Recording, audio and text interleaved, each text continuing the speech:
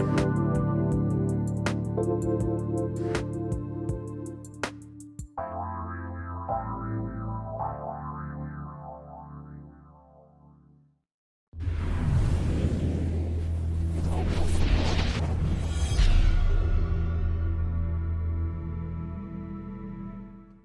everybody, Psychic Medium Jaime here. Spiritwalker Nicole, good morning. Woohoo!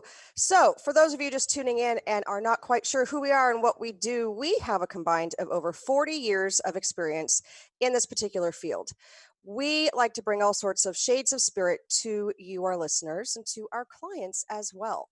As we continue to evolve in our field, we like to bring you guys more classes, different sessions that we can offer, workshops, different ways that we can connect as well. We do mediumship classes to help you connect with your own spirit teams and evolve on a path that suits you personally, as opposed to a group lecture series like that as well. With this particular variety show, we dive into so many different layers. And this month has been super exciting as Paranormal Month. It's something that I haven't really met anybody who isn't intrigued a little bit. Something in there is always wondering about the afterlife, the paranormal. We watch all these different shows, all these different movies that come out. It gets us going, right? And it's just like, hey, there might be something out there. And so we're going to wrap up today with some of our We're going to wrap up today. CL, thank you for coming. We're going to wrap up this month with some stories that we find have resonated with us over the course of our lives due to the paranormal around Halloween, right? All Hallows Eve. So with that, you guys can also check out our Facebook page, Shades of Spirit LLC, for upcoming events that we have, and we'll get into those some more. And we do one-on-one readings too. I don't think we talk about that enough. One-on-one and group, and we do a lot through Zoom right now, and it's just as effective. Yeah, pretty much only through Zoom. But yeah, so there's all sorts of different ways you can connect with us. So, okay. I like this topic. So before we get into that, I just wanted to say real quick, I hope you guys, whatever your interests are, and this is coming to me because as I was like researching, getting ready for today's show, I was like, this is fun. Like I have a lot of fun with this because I'm interested in it. And there's so many it just like rabbit holes to go down. Like you're just like, oh, this is squirrel over here. Oh, that's who. But it occurred to me that like in these quarantine times and now the weather's getting colder, I hope that you guys have something that interests you like this. And if you don't, I encourage you to find it, whether it be reading or just whatever it is. I hope you have as much fun as we do. Just when it's a privilege to get to research this. It's a privilege to get to come here every week and sit down and talk about the stuff that we love to do. And I'm just like, I hope people, if you find yourself getting stuck in that rut, think about finding something that interests you because it does help and it does kind of break up the monotony. And, we all have day jobs and I'm just like, oh, come on. But it really does help. Absolutely. All right. So you kick it off because this one was your idea going into Halloween and just some of the backstory behind it. Yeah. Because when you think of Halloween, what's the first thing you think of? Well, for me, it's witches, it's ghosts, it's trick-or-treating, it's not understanding until I really dove into this line of work where it came from. And for me, it's not spooky. It's fun. I love Halloween. It's probably almost more fun for me to decorate during Halloween than it is for me to decorate during any other holiday because I just love the air of mystery, the little bit of creepiness to it, that darker vibe. I like that it's celebrated at night. I'm definitely a night person. And the world that I work in a lot of the time for spirit is in that lower, darker area. And I'm just very comfortable there. It just feels like home for me. What about you? For me, I think I focus on the memories that Halloween brings. I mean, that's what, going back to a little kid, obviously dressing up, trick or treating. And then as you get older in high school and stuff, you start going to parties. And it's just, I remember that some of my best friends and times were, trick or treating and just getting together. And it was, so that's what, but then the reason I thought about that, I'm like, have I ever really thought about the origins of Halloween? There's always those random articles that come out and I don't really pay attention to them because I'm like, I know what Halloween is, but then I'm like, do I? So that's where this came from. And so I did a little bit of history if any of you guys are interested. I am. Yeah. So about 2,000 years ago, the ancient Celts held a harvest festival known as Samhain. It's spelled completely different. No, I said it wrong, and we had to actually go to the pronunciation of how to actually properly say that word. Yeah, so it's Samhain. Um, and it's this festival and it welcomes in fall. So it's not unlike the things that we do. We go to fall harvest festivals and things Hmm. like that. It marked the official beginning for the dark half of the year. Which, for me, when you think about the dark half of the year, we start referencing this season as heading into the dark half of the year as well. With that being that we move into fall, the days start to become shorter. We're, impending winter coming and staying more indoors and more self reflection, going within. It's about, going in and healing and processing and emerging from that with such clarity, right? And we're emerging into that in the spring with the butterflies and coming out of that cocoon. So for them to kind of talk about it on that side as well, we can look at how many different layers and where some of these concepts came from, dating back to some of these times, which I did find that interesting about how I can relate it to what we do today and what we teach today. Yeah, and this whole, holiday of Halloween that we know today, it sort of just it all came from that time. And as the years go by, people have like little twists and it just kind of evolves. So what would happen was the Celts, they believed that the veil between the worlds was thin during Samhain and the spirit communication was easier. Okay. So this is for me. Like, we were going over that, we're doing our research, and I'm like, hmm. So I do remember hearing from even as a child that the veil is thinner on All Hallows Eve, right? That spirit communication is much easier to do on that particular night. And then you hear about that going back hundreds of years ago about how that is, the veil's thinner. But as someone who communicates with spirit, and I've been doing it since I was 5 or 6, I have to say from my own experiences, I don't communicate with spirit any easier on Halloween than I do any other day. And that's where I just, you know, I do believe in a lot of this. And at the same time, from my own experience, there is no difference between what the veil is doing for me on Halloween and what it's doing for me on, March 28th. So for me, it's a little bit like, okay, I buy into some of it. Again, I can be skeptical. We all are in different aspects of it. What about you? Do you find that you communicate with spirit easier on Halloween? No. No, no, I've actually never even thought about it. But I like that thought though, because at least it gives people, especially that they don't do what we do every day and they're not like massively interested in it, but it gives them like a little glimpse of it. Or if they believe that they can do it on that day, then go ahead and try it. You know what I mean? Like Yeah, as long as you just have a good time and again, have fun with it, then cool. Try it that day and see where it goes. Maybe you're a medium and you don't know it, exactly. and Halloween will spark that. Yep. Um, so like basically this Samhain, people were like getting drunk for 3 days straight and just partying, dancing around bonfires, doing all this stuff. They left offerings for past loved ones, and then they made animal sacrifices. Yeah. I Uh, no, no. But again, that's not part of what we do, what we practice, what we teach others, right? But that is very prominent in all sorts of different cultures, religious aspects of it. And then going back to different types of ways that people would practice either magic or the dark arts or white magic, right? They all have different ways of giving back, if you will. And I know that sounds kind of crazy and kind of creepy at the same time, but in their eyes, they were giving back and back out to who needs to have it. So we're certainly not promoting animal sacrifice, but absolutely we're not. just That's letting you know that not that's us. when it went down. That is, it's back in that history part of it for Halloween and All Hallows Eve and where this all kind of, started from. That's what we want to give you is the starting point of where we're at for today of trick or treating and putting on costumes. Yeah. The Celts would also dress up as animals and monsters so they wouldn't be kidnapped because they believed that the spirits could come forward during that time and they were worried that they were going to get kidnapped. So that's why they started dressing up. Anything sounding familiar here? Okay, so this is kind of where that all started. That's why people started dressing up. Um, and then it kind of evolved into the children started going from door to door, and then they would knock and then they would offer to pray and sing for the dead in exchange for treats. Yeah. Huh. Yeah. So look where that's taken us now, right? It's taken us to that part where we dress up, we hide, we go around from door to door. We're knocking on doors that have their lights on. We're decorated for the season and allow ourselves to just be in that moment, which is very interesting how it has evolved. Just like pretty much anything else, honestly. If you look at a lot of our holidays that we celebrate, no matter who we are and what we celebrate, it's evolved from something so long ago, and they all take on their Life. own life, yeah, which is really cool.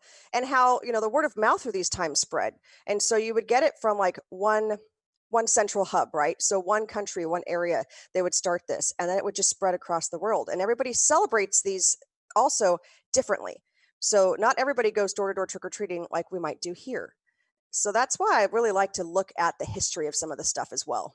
Yeah, Halloween is celebrated throughout the world, but I think the United States we sell more candy than any other country. I know that.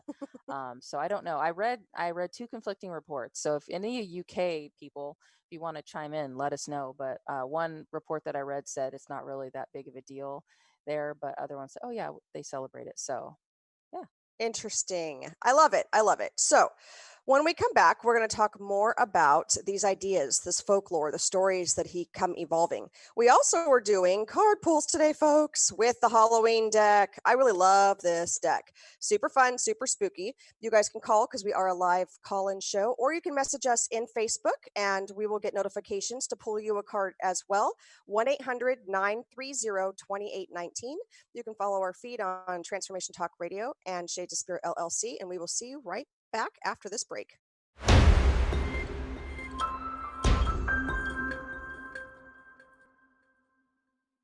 Thank you for tuning in today. This is fun. We're wrapping up Paranormal Month, and we are talking about Halloween, Hallows Eve, where it came from, how the story started to evolve in modern day time, and how we're continuing to celebrate them now, and what type of urban legends, if you will, do we still hold on to and still have movies pop up here and there about? And what we do, when we get together and have slumber parties or, dinner parties that turn into a little maybe too much wine. And hey, so let's go ahead and see if any of these urban legends work out. So I want to know from you, what is a couple urban legends that have resonated with you over just growing up in life and seeing them on movies, and have you done them before? So no. Um uh the first one that I thought was interesting because it keeps popping up on my uh I don't know, Google stuff, but it's the Bloody Mary. Did you play that when you were little? I love them. A little bit of vodka, some celery, a nice Yeah, big piece of bacon. Absolutely delicious. it's 8 a.m. Did not play that one. Not at all. So this one, and some of you may have heard of it, or this is a like a story about a campfire, or maybe you guys did play it. I don't know, but behind the scenes of this one, so it's this evil woman, Mary, can be summoned by chanting Bloody Mary into a mirror 3 to 10 times. I guess you have to have a dark room with a candle burning. So usually it's done in the bathroom because that's the ideal place. I don't know. Well, when you become, Yeah. And so people are like, why you ask, do we do this, Jamie? I'd love to tell you. Thank you so much. The outcomes are a spirit appears and claws your eyes out. That's option A. oh, no, thank you. What's option B? Death. Oh, No, pass. The no. next one is you go insane. That's every Tuesday for me. So And then you might also be pulled into the mirror and never seen again. where would you go? I don't know. And I The love upside the down. fact that that is stuff that, that gets us going. It makes slumber parties interesting, let me tell you. I know for me, I never did that one or a couple of the other ones because I already was surrounded by lower level energies a lot of the time. And so to think about that might actually happen, I was like, no, I'll pass because I've kind of seen what's around me and how they've passed and how that's a bit freaky for me. I did play light as a feather, stiff as a board. How many of you did that one? That one seemed safe until you got them kind of up off the ground and was afraid that somebody was going to drop them, because there's always one person that freaks out in the middle of that one. But it's talking about how the power of intention works, Mhm. and where these stories come in. It's interesting to think, where did that start? Yeah, I don't even know where you would start or why you would do this because there's a twist on Bloody Mary, and that is if you are near a mirror in the darkness, she can still come for you, summoned or not. That's every day for me. Yeah, I walk by a that's mirror or whatever, and I've not the got goal. energies around me all the time. So But can you imagine though, like somebody who's just like a scared sort of fear person in general, and they hear that, and it's like, then they just freak out all day, every day. That's not cool. No, and that's the thing though too, is that then we give power to the idea. So what happens is we start opening the doors within that power, and we start actually drawing energies to us in that fear state. So what people might have thought was like, oh my gosh, Mary's following me, could very well be Bob, who passed in a lower vibration, who's either reaching out for help or does get a rise off of kind of spooking people here and there, because you're now in that fear-based energy. And so you're drawing that energy to you. So it's just funny how these stories, started out and how they evolve and how we understand so much more now based on these concepts of playing these games. What Mhm. else you got? So the next one are the ghost tracks in San Antonio, Texas. So the legend has it that in the 30s or 40s, and this is all, I mean, weird because I'm like, okay, 30s or 40s, like there should be some documentation of this, but I digress. Here it goes. A school bus going uphill over some railroad tracks. It was rainy, stalled. A train going too fast hit the bus and killed basically everyone on the bus. Um, Now, just the ghost tracks are extremely popular in Halloween, and I guess local residents are so sick of this because police, law enforcement is down there all the time. This is popular all year round, but especially on Halloween because people go down there for this. So what they do, people go and they park a vehicle like 50 to 60 yards from the tracks. They turn off their engine, they put the car in neutral, and the vehicle will roll over the tracks every time. No matter if you use the brakes or not, it will roll. Legend says that it's the spirits of the kids pushing cars across the tracks. And they even have a thing where if you put like, I don't know if it's baby powder or fingerprint powder, however they do it, that after it's done, you can see like the handprints of the kids that were pushing the car. See, now that one interests me. I wouldn't want to infringe on the people that live there, though. So that's a big thing for us, is Yeah. making sure we're respectful of the land of the people that live in that vicinity. But that would be one, on maybe a Wednesday afternoon where, you just want to kind of go and check it out. For me, it would be trying to get the vibration. Are those kids really there? Is this really happening? Because, like you said, there's not really any documentation on Yeah. that part of Now it. all the streets, allegedly the streets in the surrounding area are all named after the students that were killed in the accident. Interesting. Huh. But like I know that there have been like, what is it, Mythbusters or Hmm. Ghosts, whatever. They've gone down there and they've allegedly debunked it. But when I was looking on the website, it says, come on down and see for yourself. So I don't know. That was interesting to That's a me. cool one. That's one I would go to. Yeah. Some of these mine camps and mine cities as Hmm. well. They have a lot of activity in them. Um, okay. What's the last one you got there? Well, do you remember hearing about the blue star tattoos when you were little? I do, but I was also told not to touch anything, eat anything, lick anything while I was out and about. So Mhm. I think that even my parents have heard of That's things good like that. advice. Yeah. When you're out, especially with COVID, wear your mask, don't lick anything, don't touch anything, don't eat anything while you're out. Yeah. We're following that now. So it's basically these temporary tattoos that everybody loved as a kid, and so some of us continued that with real ones. Um, so basically, this thing goes: if you're a kid and you go up to somebody's house and they give you an option of like a temporary tattoo or a piece of candy, and you pick the tattoo, you run the risk of it being laced with acid. Wow. Yeah, that's something. And then they say the parents took it a step further. They were also worried, and it says on here that criminals could just stick them on passing trick or treaters. So you have criminals running the streets, running after trick or treaters, trying to put LSD lace blue star tattoos on them. Can you imagine though? I mean, what triggered this fear to happen? There had to have been maybe one account somewhere that got out that somebody had done something to the candy or the toys or whatever it might be to spread this madness. And yet at the same time, I'm a mother of three. So this will be the first year, everyone's old enough now where we're not trick or treating. We're not really doing it anyway because of COVID, that I won't be out hitting the streets, right? But I can say that we definitely, since I was a child, I remember sorting my candy and having my parents look at it, right? We didn't go as far as having it x-rayed, but we also knew the neighbor houses that we were going to. But we would definitely like throw the bag down and let's just all have at it and divide it up. And what we need to sort your candy. I think for a lot of us parents, it was just, hey, I'm going to take the good pieces that I like. You guys can have the rest. But again, we don't diminish the fact that this does happen, and we have to take proper steps as parents on making sure our kids are safe during these days.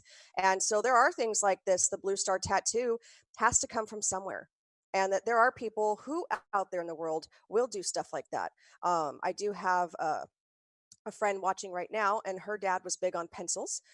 He was a doctor, so I love that part of it, that you could also get pencils and stuff. But you try and think about the different ways that people, there are some not so good people that are What out about there. the house that gave the safety pamphlets about why you shouldn't be celebrating Halloween? We had one of those. Did you have one of I'd those go as there well? every year. I had to. I had to read the pamphlet. Did it tell you anything that we're learning today? No, it told me basically why I was going to hell for trick or treating. There you go. So there's that. So you guys can call in. We are doing, or you can, message us, and Olivia will give us the message through Facebook Messenger. Some of you are working, so we know, but we have our Halloween deck out. Also, you guys, our phone number is 1-800-930-2819. Before we wrap up the segment, we're going to be talking about, in our final segment, November and our Angel Connection Month, which is going to be super exciting. But we have a line of beautiful bracelets that we've shown you guys before, right? And these are our angel bracelets. So these are created by Spiritwalker Nicole and LaShawn from Luminous Path with Love. And they have created an angel line. So it's got the beautiful angel wings. They're color coordinated to go with particular angels. Really good gifts. Really good gifts. And so we're going to be offering these for our Angel Connection Month for 11% off. Why 11? It's a very angelic number, right? And it actually happened to be $4.40 off. So the number 44 is in there as well with the angels. So it's just amplifying that energy around us. You can go to Luminous Path with Love. She's got these as well, or you can message us. They're normally $40, so I think it's like $35.60 is going to be the price on those. But they do make great gifts, and it does bring that angelic energy in. As Nicole was creating them with LaShawn, they were doing it through dividing with the angels as well on what would be great for you guys. And I love wearing them as well. So stay tuned. I can't wait for the next episode. Yay! Or I don't call them episodes, segments. Stay tuned. We'll be right back.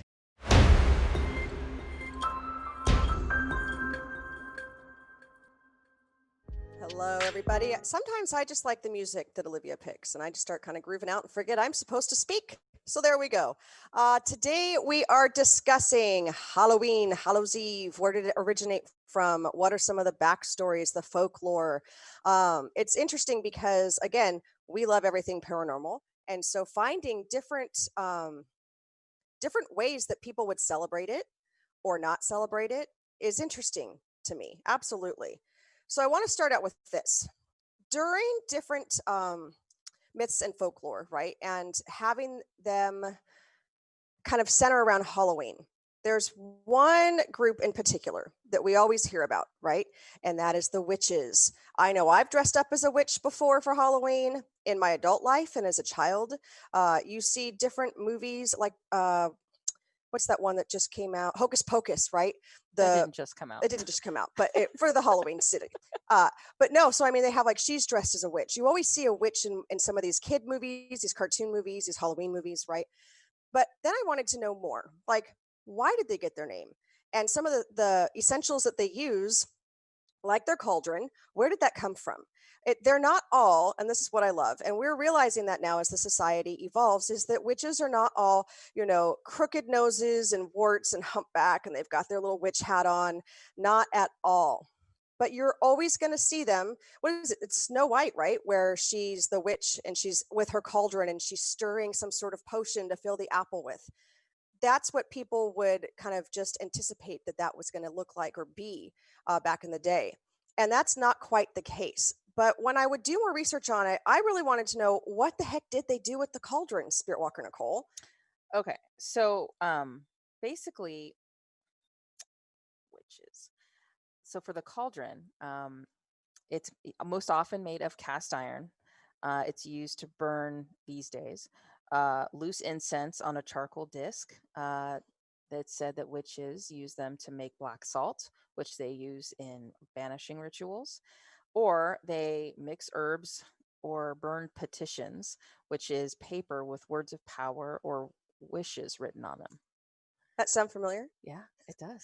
And it's funny because if you think about it, maybe that's how charcoal incense got started, right? If you have an incense holder where you burn the charcoal and then you put the resin on it, and usually what they look like are little cauldrons that they sit in, right? They're the kind of that cast iron, so it holds your charcoal and then your resin in it. But the petition part and burning it to release the intentions out, we do a release and intentions workshop, right? So when we have everyone gathered around the fire pit, it's not a cauldron. I'm wondering now if we should rephrase it as like our witchy release and intentions workshop, like, No. but it's about putting that energy into the universe, and that's what we do on the release intentions workshop. Is we're burning it, we're allowing, the universe to take it and take our intentions and raise that vibration, send it out there and bring that back to us. So you can see where karma comes into play with a lot of this stuff.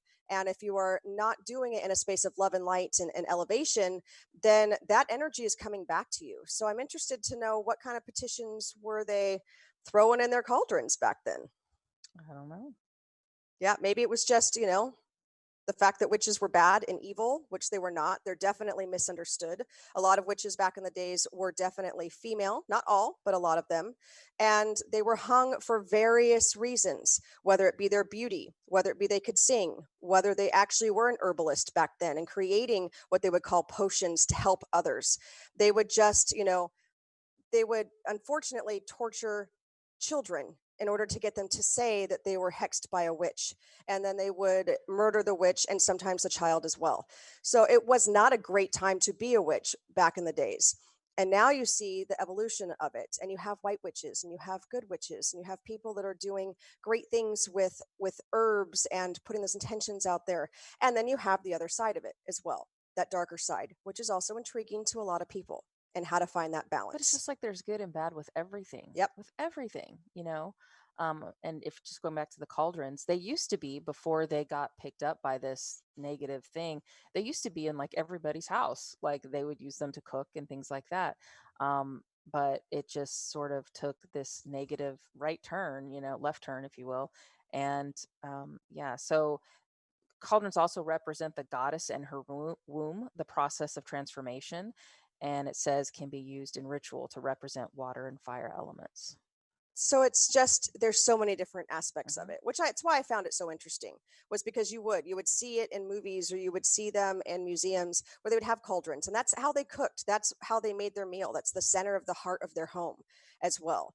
So just But you a have like a witch kit though, like there's standard stuff you need if you're going to be going. It's like it's the broomstick, it's the black cat, it's the cauldron. That's that. No, Yeah. no, that's your standard witch kit. Yeah. Oh boy, guys, we are in trouble if she decides to become a witch. Nope. Uh, on that note, what else did I find interesting? So part of what people will dress up as is vampires, right? And they celebrate that part of it. And I'm like, well, why? Why were vampires, such a big thing? Why was it, all of a sudden you've got kids that's got the fake blood running down here and his Dracula costume on? Well, that's when vampires really became popular, was when Bram Stoker's epic 1897 book Count Dracula. And now it's become movies over time and time again. You'll see them in kids' cartoons where they're dressed up as Dracula. Vampires are interesting because they harken back to ancient Greek mythology. I love Greek mythology, I really do. And a lot of these tales and folklore come from that era. And they embody a superstition that goes back to the Middle Ages. So that's quite some time ago. And then I think, well, how did how did he get that idea for the book, right? Did he just create it, or was there some sort of ritual that was being celebrated, where there were sacrifices or things like that? You never know how far back it goes and what people were doing to actually all of a sudden have the idea of a vampire and wanting to suck your blood and live off of your blood, and that's the only way that they survive, right? So I like, some of these are tales that we have, created in our own mind and wrote a book about. And then people were like, that's going to make a great movie. Takes us to werewolves, right? Now, I don't know how many of you were Team Jacob or Team Edward. Edward, right? We've got the vampires and the werewolves. But werewolves also came from Greek mythology and Nordic folklore, which I found interesting, right? Because you will see some of these wolves are huge. So I could see where this concept might come into play a little bit quicker than a vampire. But how did we get to the point of vampires versus werewolves? That was my question. So my takeaway for this part of it was like, where do we get to the point of vampires versus werewolves? How does this come about? Then I went into zombies, right? And I'm like, yes, we are so on zombie patrol, right? The Walking Dead, I think, was a big push for people to really get into to that zombie concept again. Well, and everything. There's like zombie conventions. People Oh, are in this. to win it, Yeah. absolutely. So with that being around, I'll drive around and in my neighborhood see bumper stickers that talk about, zombie defense vehicle, zombie response team, and I'm thinking, what does that mean? Like, And where do we live? what's happening? Like, if the apocalypse comes, I'm going to those people. I'm not going to lie; those people are going to be the first ones I go It's to. 2020. It's still possible. It is still well. We have a couple more months, guys. Let's keep our fingers crossed. Uh, but what's interesting is that there are several credible reports that introduce us in medical journals saying that people have used certain compounds in order to induce paralysis in people and then revive them. And Haitian voodoo culture's folklore featuring undead beings has been around for centuries. And that's what I found crazy. So I could see where the zombie concept could absolutely, if anybody has ever had any type of surgery or have had to be knocked out for some reason, maybe dental work, and you come back out, I feel like a zombie. You're out of it, you're disoriented, you can't walk correctly. And you do, and you look at some of this It's kind of like me on Monday mornings. Monday mornings, we're all, oh, no, it's not a pretty Do sight. that again. No, I I need you can't, to do that again. no. So anyway, that was interesting because I definitely find that in some of those cultures, we're almost trained. And Mhm. is it because they were taking an herbal recipe and it made them start walking around like zombies and not making any sense and slurring their words? Maybe so, right? So that's what I love about this part of it. I also love the old fashioned ghost stories and tales. Mhm. That's my favorite part, right? Campfire, tell those ghost stories and tales, throw it around Halloween where the veil's thinner. Hell, this month we've got a full moon on Halloween and a time change, So, I mean, there's a lot going on energetically. But, it was like she said, you grab a few friends, come over, and let's call out Bloody Mary or Red Rum, right? Those are two very well known stories that have been in movies and TV shows. We can also say, if that's the case, then I can pull out my oracle cards and I'll grab my Ouija board and or Ouija board and I'll get those out and divine. Like, there's all sorts of cool things that people are doing that are opening up to those ghost stories to bring a little bit of that fear and excitement in. And we're doing it around a day that is already, I don't know, how would you describe it? Already so inundated with folklore and tales and stories. Yeah, and the full moon, that's actually really super rare to happen on Halloween. It's only happened, if you go back, it happened the last time in 2003, I think. And then the time before that was 1955. And so, of course, 2020, here we are with a full moon on Halloween. Of course, I think yeah, nobody will be out. No, why? Well, yeah, I don't know. Maybe they will. yep. I know we're doing stuff with Zoom, right? So people are still gathering safely, as well, or doing it from their own homes Mhm. and having a party that way. So there's still ways to celebrate it. Just sucks, like, for the kids. You know what I mean? Like, this is something that they look forward to all year, and it's like, thanks, 2020. Well, I know a lot of parents that are starting to make it work and they're finding ways to get around that for sure. So when we come back, we're going to talk about a couple more really cool ideas behind what's scary for Halloween. If anybody's seen the movie It and the Red Balloon, get ready for clowns. If you're not a clown fan, you might want to cover your ears and eyes because that's coming up next. And if you guys want a card, drop it in the Facebook comments. We got Absolutely. some people watching. You'd like us to pull you a And card? yeah, let's go to break. I Yeah. want to get this rolling when we come back. All right. All right. See you guys.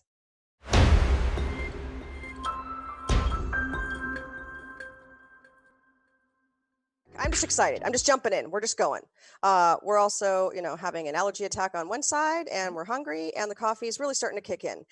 So welcome back to our unexplained, Halloween mysteries that we've got going on. Urban legends, folklore, myths, how certain Halloween costumes got started. Vampires, werewolves, zombies, mummies. They've been around for a really long time, right? Those are also dating back to ancient Greece. No, they don't rise from their place of rest with their arms outreached like we've seen in movies. Hollywood portrays them to be. And then we have clowns, right?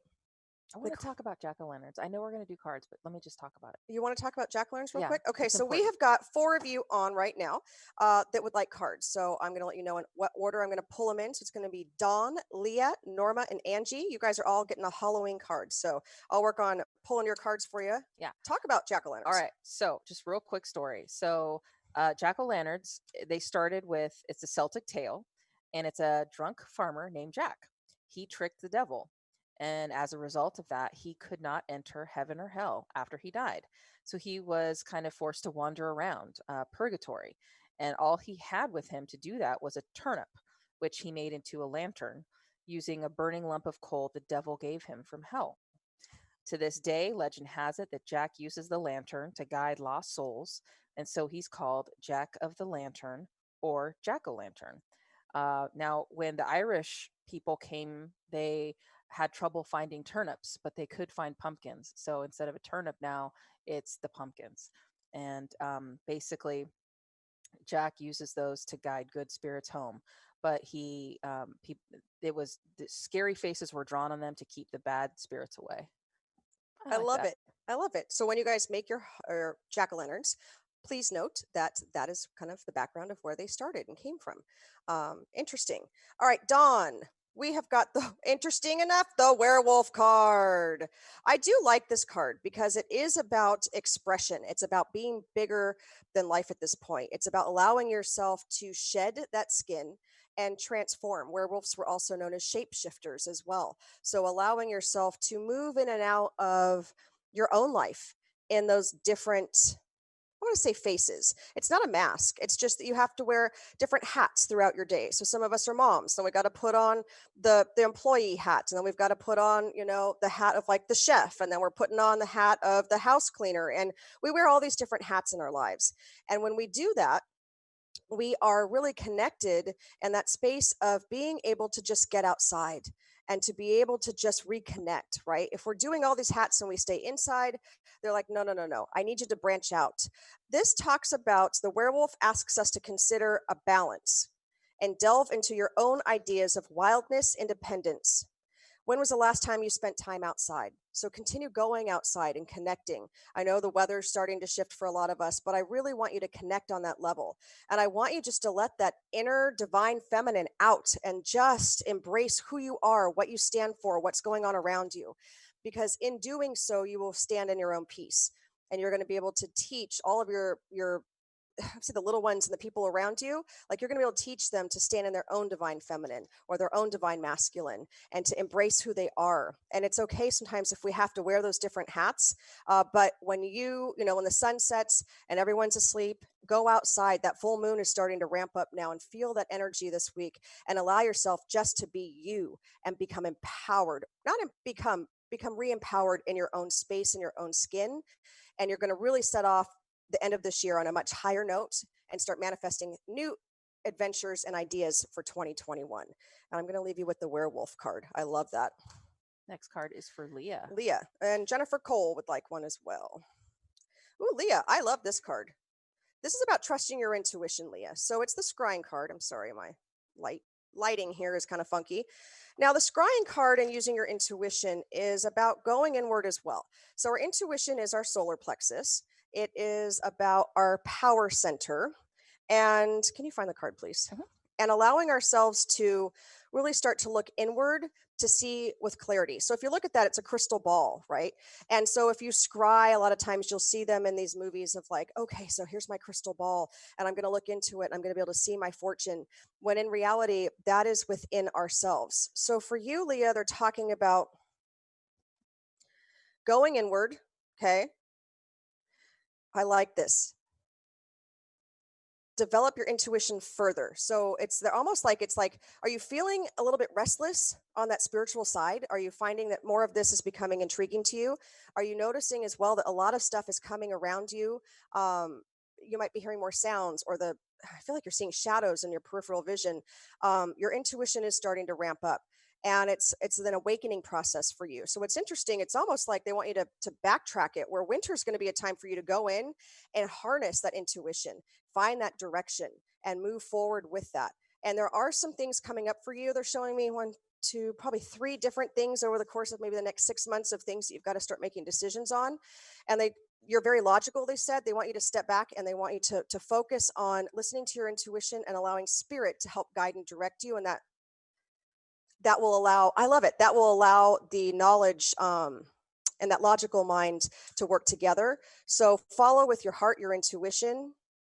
God, they have so much to say for you. I'm sorry, because we've got so many cards we want to do before we end, but really listen to that intuition on making some of these decisions that are coming up for you. And you're going to find it's going to take you on a new path and direction. I like when I have them summarized for me. And I'll leave you with that. Who's this for? Norma? Yep. Which is Love it. Yeah. The Awesome. owl. And it's the light after darkness. So this one for you, Norma, says you're being reminded that there's always a fresh start and new beginning to be had. Let go of 2020. Let it go. Continue doing your releases for 2020 and start manifesting what you want come spring to early summer of next year, right? It's about an evolution for you and it's a growth pattern. It's talking about change is unstoppable. Even the most difficult times will pass, no matter how devastating they seem. So again, there's going to be a ramp up of things going on in your life. It's all coming to a head. It's what they're showing me. And you're going to pop that bubble and all of a sudden you're just going to be able to come back down and you're going to be able to feel more at peace with yourself and that there are better things coming for you. But with that owl as well, it's a messenger. So they want you to also be aware of the signs around you, that owls are messengers from spirit. And so when you start seeing them, I want you to tune into what you're thinking about, and they're helping you bring that direction that you're looking for. Okay, we got a card for Angie, a card for Jennifer, and then we're wrapping this up, folks. Oh, I love this one. Angie, you have the Skull of Flowers. This is a beautiful card. And it says creating through the ashes. So this illustrates there's a sureness and yet rawness to creating again, to starting afresh. So for you, it is about tearing down those boundaries, allowing yourself to become raw and real in the emotions, plant the seeds for those flowers to start to manifest through your intentions. It's about your inner work. They're not saying inner child work. It's just that inner work. We need to clean up a little bit of kind of what's been holding us back in our past. And you are going to move forward with lightning speed, and it makes me super dizzy. So you're also surrounded by a lot of angelic energy as well with that card. This also talks about the universe has given us a blank slate to work from, so we can really get to what we really want rather than settling for less. So it's time for you to put up some boundaries. Stop settling. They don't want you to settle for less, okay? They want you to really move forward. Move the energy out that doesn't serve your highest and best, and allow yourself to start moving into a place of empowerment for you as well. Empowerment's big today. Spirit has a sense of humor. We had Werewolf to start it, and Jennifer Cole, glad you chimed in because you got the cauldron. Spirit, you are cracking me up. Synergy and healing for you, Jennifer, right? So this is talking about how the cauldrons were from medieval times as well. And should you receive this card, it indicates an importance of combining a variety of techniques or elements to get the best results. So they want you to look at your cauldron. They want you to look at all of the things you could put in it on your shelf and just start grabbing things. Trust that you're being led in the right direction. You can find your own way creating something new. You need new life, new breath within yourself. And that is very important for you. The cauldron is deeply transformational as well. Things change once they're put under pressure. So when you are under pressure, things do start to shift for you and change for you and evolve for you. And that's okay. You work well under pressure, but they're reminding you to step back and take that break, go outside and ground, release that energy, and then bring in that new clarity that you're receiving right now as well. All right, you guys, we are so excited that you tuned in with us. And I want you to join us next month because A, we have so much fun, but B, it's about angel connections. So we're going to be doing a lot of work with angels next month. We have our Sacred Circle coming up the first Saturday of November, the 7th at 4 p.m. Pacific Standard Time. So join us for that. Check us out at Shades of Spirit LLC, and we will see you guys next week. Thank you guys so much. Have a great week. Bye.